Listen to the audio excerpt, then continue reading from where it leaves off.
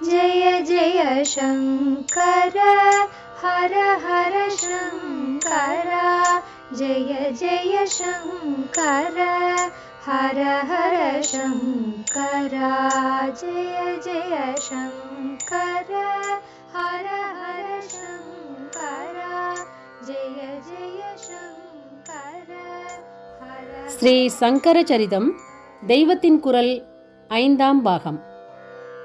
கதாபேதங்கள். இப்படி பல புஸ்தகங்கள் இருப்பதில் சில கதாபேதங்கள் இருக்கின்றன. அதாவது கதைகளிடையே சில வித்தியாசங்கள் காண்கின்றன.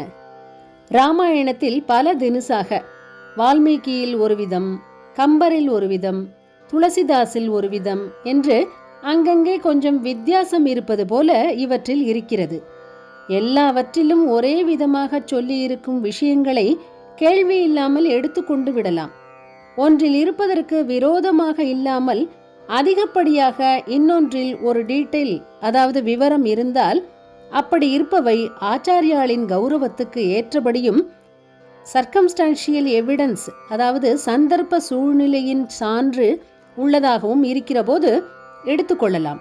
பொதுவாக சொன்னால் ஒன்றுக்கொன்று விரோதமில்லாத வரையில் ஒவ்வொன்றிலும் உள்ள எல்லாவற்றையும் எடுத்துக்கொள்ளலாம். ஒரு புஸ்தகத்தில், அதாவது அவர் சென்ற ஊர்களில் சொல்லாத ஒரு ஊரை இன்னொரு புஸ்தகத்தில் சொல்லியிருக்கிறது. அவர் செய்த காரியங்களில் சொல்லாத ஒரு காரியத்தை இன்னொன்றில் சொல்லியிருக்கிறது என்றால் அப்படி இருக்கவே முடியாது என்று சர்வ நிச்சயமாக தெரிந்தாலொழிய கூடுதலாக சொல்லியுள்ள எல்லா ஊர், காரியம் முதலானவற்றையும் எடுத்துக்கொள்ளத்தான் வேண்டும். அவர் நாளில் இருந்திருக்கவே முடியாத ஊர் சிரித்து நெய்வேலி டவுன்ஷிப்புக்கு வந்தார் என்றால் எடுத்துக்கொள்ள முடியுமா? அப்படியே பெர்னாட் ஷாவோடு வாதம் பண்ணினார் என்றால்? ஆனாலும் அப்படி இல்லாத இடங்களில் எல்லாம் ஏற்றுக்கொள்வதுதான் யுக்தம்.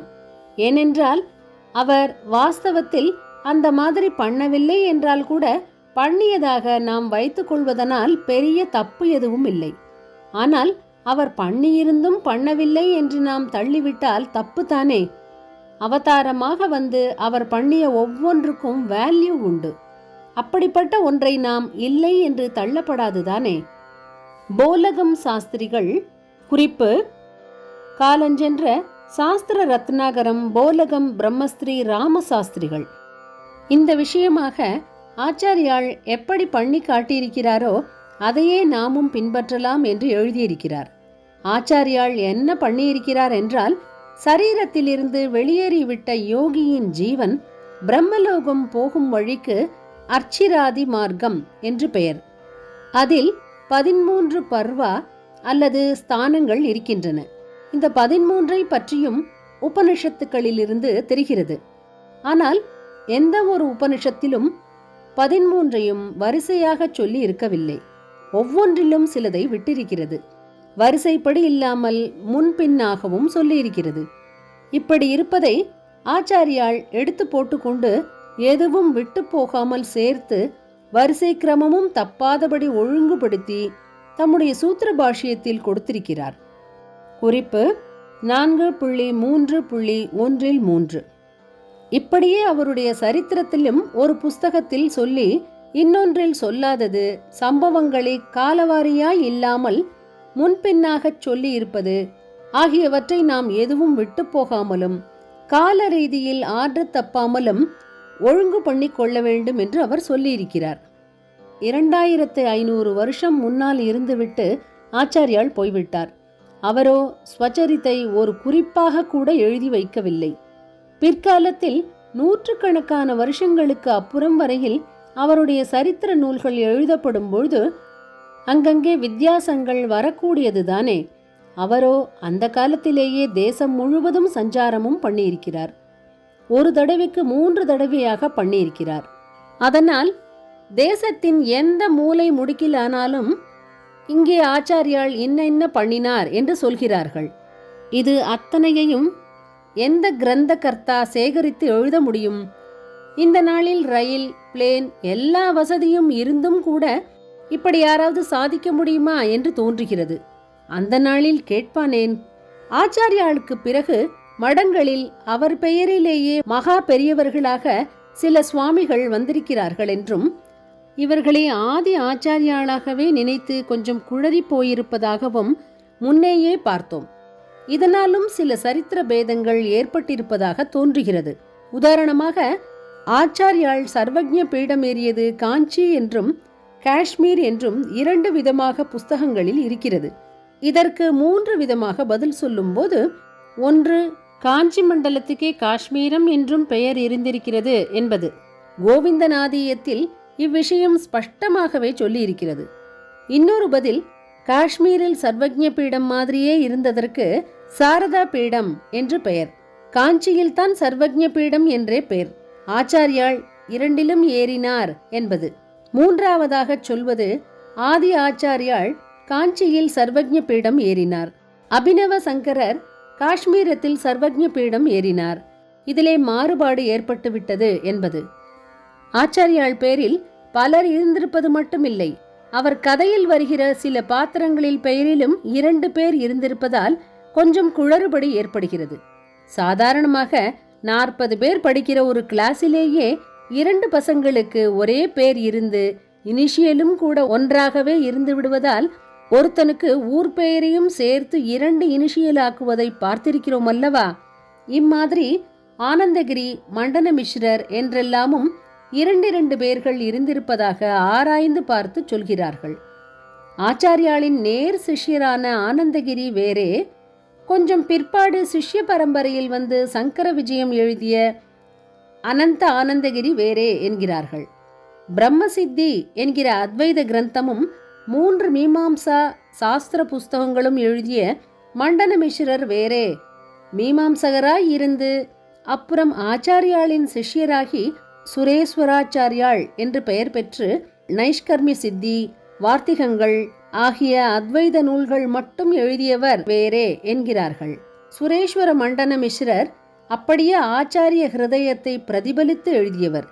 இன்னொரு மண்டன மிஸ்ரரோ அத்வைதமே சொன்னாலும் அதில் ஆச்சாரியாளுக்கு வித்தியாசமான சில கோட்பாடுகளை சொல்பவர். அவரும் ஆச்சாரியாளின் காலத்திற்கு சிறிது முற்பட்டவர்தான் என்று தெரிகிறது. ஒரே பெயரில் 2 மனுஷியர்கள் இருந்திருப்பது போல ஒருவருக்கே 2 பெயர் இருந்திருப்பதாலும் கொஞ்சம் குளறுபடிக்கு இடம் கொடுத்திருக்கிறது. இந்த நாளில் கூட அலேஸ் பேர் போட்டுக்கொண்டு ரொம்ப பேர் இருக்கிற மாதிரி. இப்படி சுரேஸ்வர மண்டன மிஸ்ரருக்கே விஸ்வரூபர் என்றும் பெயர் இருந்ததாக தெரிகிறது. இப்படி பலவிதமாக இருக்கும்போது சரித்திரம் எழுதியவர்களில் அவரவரும் தாங்கள் கேள்விப்பட்டது, தங்களால் சேகரிக்க முடியாது, வித்தியாசமாக இருப்பதில் தங்களுக்கு சத்தியமாக தோன்றியது ஆகியவற்றை கொண்டு எழுதியிருப்பார்கள். தங்களுக்கும் முன்பு இருந்த ஆச்சாரிய சரித்திரத்தை பார்த்து அதை பேஸ் பண்ணி மேலே எழுதியிருப்பார்கள். இதில் அவரவர்கள் அபிமானப்படியும் கதையை கொண்டு போயிருக்கக்கூடியது சகஜமே. தேசம் பூரா ஆச்சாரியால் சஞ்சாரம் பண்ணி பல ஸ்தாபனங்களை ஏற்படுத்திவிட்டு போயிருப்பதில் ஒவ்வொன்றை ஆசிரியத்தவர்களும் அதில் விசேஷித்து சொல்லணும் என்று தோன்றக்கூடியதுதான். அதனாலும் கதா வித்தியாசங்கள் ஏற்பட்டிருக்கும். அநேக புஸ்தகங்களுக்குள் இப்படி வித்தியாசம் ஏற்படுவது மட்டும் இல்லை, ஒரே புஸ்தகத்துக்கே உள்ள பல பிரதிகளுக்குள்ளேயும் கூட வித்தியாசங்கள் இருப்பதையும் பார்க்கிறோம். ஏட்டுச் சுவடிகளாகவே எழுதி வைத்து கிடைத்திருக்கிறவற்றில் பாடபேதங்கள் சிலவும் இருக்கின்றன. எழுதினவன் ஏட்டை கெடுத்தான் என்று பழமொழி கேள்விப்பட்டிருக்கலாம். லேखகர்களின் காப்பி எழுதும் ஸ்கிரைப்களின் கவனக்குறைவால் பாடபேதம் ஏற்படுவது ஒன்று. சில ஸ்லோகங்களை காப்பி பண்ணாமல் கூட அவர்கள் விட்டிருக்கலாம். இப்படியெல்லாம் ஏற்படுவது ஒன்று. இன்னொன்று, அபிமானத்தை பொறுத்து மாற்றி எழுதுவது. ஆப்ஜெக்டிவ் ஆகத்தான், அதாவது சுய சார்பில்லாமல் விஷய சார்புடன் மட்டுமே எழுத வேண்டும். அப்படி எழுதி வைத்ததை ஆப்ஜெக்டிவ் ஆகத்தான் பார்க்க வேண்டும் என்று பேச்சில் கருத்தளவில் சொன்னாலும் காரியத்தில் வரும்போது அபிமானங்கள் விட்டு போவதென்பது சிரமமாகவே இருக்கும். லைக்ஸ் என்று சொல்கிற போதே டிஸ்லைக்ஸும் தொக்கி நிற்பது வேறே. நியாயமாக பார்த்தால் ஆச்சாரியாள் அத்வைதம் என்கிற போது இதற்கெல்லாம் இடம் இருக்கப்படாதுதான். அவரை போல கொள்கை அபிமானம் என்று ஒன்று இல்லாமல் சத்தியத்தை சத்தியமாக பார்த்து சொல்லணும் என்று நிஷ்பக்ஷபாதமாக அலசி அலசி தத்துவத்தை உருவாக்கியவர் எவரும் இல்லை. அதனால்தான் அவருடைய அத்வைதத்தில் துவைத்தம், கர்மம், பக்தி, சாங்கியம், யோகம், பௌத்தம், மீமாம்சை அத்தனைக்குமே இடம் கொடுக்க முடிந்திருக்கிறது. ஆனால் ஆச்சாரியாள் மாதிரி ஆச்சாரியாள் தான் இருக்க முடியும். அதுதானே அவர் பெருமை. ஏற்கனவே ஆச்சாரிய சரிதங்கள் எழுதி வைத்துவிட்டது தீர்ந்து போன விஷயம். எழுதியவர்கள் எல்லோருமே ஆச்சாரியாளிடம் நிரம்ப பக்தி வைத்திருந்த பெரியவர்கள். தங்களுடைய பக்தி தங்களோடு முடிந்து போகாமல் லோகத்திலும் பரவுவதற்காகவே அவருடைய சரித்திரத்தை அழகாக எழுதி கொடுத்தவர்கள். அவர்கள் செய்துள்ள உபகாரம் பெரிசு. அவர்கள் எல்லோரையும் நாம் போற்றத்தான் வேண்டும். இன்றைக்கு அந்த சரித்திரங்களை நாம் எப்படி பிரயோஜனப்படுத்திக் கொள்ளப் போகிறோம் என்பதை கவனிக்க வேண்டியதாகிறது. எந்த சரித்திரமானாலும் அது மனசை ஆச்சாரியாளிடம் இழுத்து வைக்கிறது என்ற முறையில் பக்தி நூல்களாக எல்லாவற்றையுமே நாம் ரசிக்க வேண்டியதுதான். இங்கே கேள்வி வேண்டாம். பக்திக்கு கேள்வியும் இல்லை, பதிலும் இல்லை. பக்தி தான் நமக்கு முக்கியம். ஆச்சாரியாளை நம்மளுடைய கல்லு மனஸ் நினைத்து கொஞ்சம் உருகும்படியாக எங்கே அவகாசம், அதாவது வாய்ப்பு கிடைத்தாலும் அப்படி பண்ணிவிட்டு போக வேண்டியதுதான். அதனால் எல்லா சரித்திரங்களையும் பாராயணம் பண்ணுவோம். கதையாக இருப்பதில் எது வாஸ்தவம் என்று தெரிந்து கொள்ள ஆசைப்பட்டு அறிவினால் அலசி பார்க்கும்போது நிஷ்பக்ஷபாதமாக பண்ண வேண்டும். அவர் எப்படி ஸ்வயாபிமானமில்லாமல் சத்தியத்தை பார்த்தாரோ, ஏகமான பரம சத்தியத்தை பார்த்தாரோ, அப்படி அவருடைய சரித்திரங்களில் சத்தியத்தை பார்க்க அவரையே பிரார்த்தித்து கொண்டு நடுநிலையில் இருந்து கொண்டு பண்ண வேண்டும். சத்தியத்தோடு பிரேமையும் முக்கியம். ஒன்றுக்காக இன்னொன்றை விட்டு கொடுக்க கூடாது. சத்தியம் என்று நமக்கு ஒன்று முடிவாக தோன்றுகிறது என்பதற்காக அந்த முடிவுக்கு வர முடியாதவர்களிடம் பேதம் பாராட்டக்கூடாது.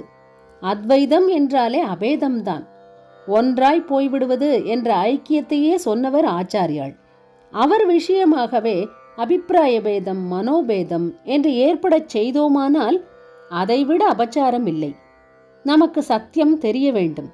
உள்ளது உள்ளபடி பார்த்து புரிந்து கொள்கிற தீரம் வேண்டும். தீரம் என்பது சண்டைக்கு போகும் சூரத்தனமாகாமல் இருக்க வேண்டும். நம் மனசில் கொஞ்சம் கூட பிரேமை மாறாமல் மற்றவர்களுக்கும் எடுத்துச் செல்ல வேண்டும். அவர்களுக்கும் சத்தியமான திருஷ்டியும் பிரேமையும் உள்ள மனசும் வாய்க்க வேண்டும் என்று ஆச்சாரியாலேயே பிரார்த்தித்து கொண்டு இந்த விஷயத்தில் பிரவேசிப்பதுதான் முறையான மனோபாவம். ஜெய ஜெய சங்கர, ஹரஹர சங்கர. மகாபெரியவா சரணம். जय जय शङ्कर हर हर शङ्कर जय जय शङ्कर हर हर शङ्कर जय जय शङ्कर।